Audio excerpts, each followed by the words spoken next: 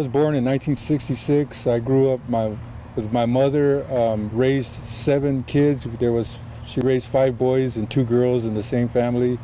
We were mostly on welfare. My mom was still just 25 years old when she had these 7 kids, and so she was still young, and I don't think she had grew up herself yet, you know.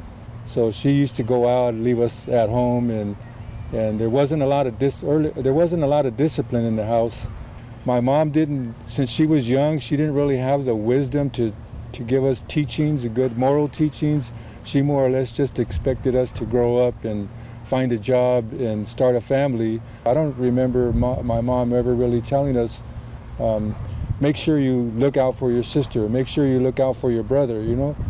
So I think because of all that, we grew up kind of selfish, trying to look out for ourselves, because, you know, nobody else was going to look out for us, so we had to figure out how to look out for ourselves.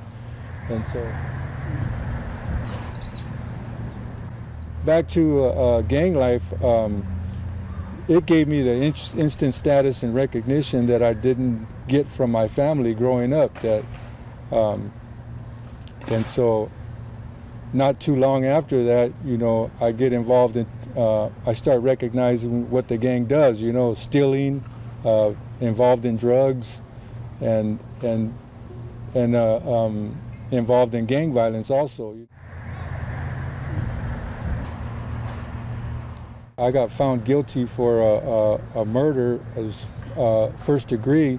I don't believe it was a first degree, but it's something that you really can't argue about, you know, because I never intended for the person to die. It was just a dumb mistake on my part. I was found guilty of first degree murder and sentenced to 26 years to life.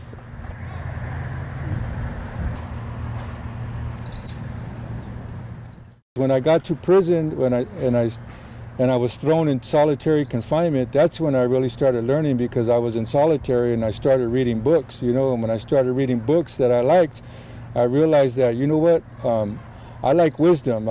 Wisdom is something that I like. Wisdom is something that I want to strive for. So I read a lot of spiritual books on spirituality, because I realized that's where all the wisdom was, you know. Well, the main reason I heard about Christian Science was when I was in solitary confinement, we used to get free 6-month subscriptions from the Christian Science Monitor, and I used to always see Mary Baker Eddy quotes all along the way, because I was reading, prone to read spiritual literature. Every once in a while, you're going to come up with Mary Baker Eddy quotes, and every time I read them, I says, wow, that makes a lot of sense right there. And one of these days I'm going to have to read this book right here. I wish I had this book, Science and Health.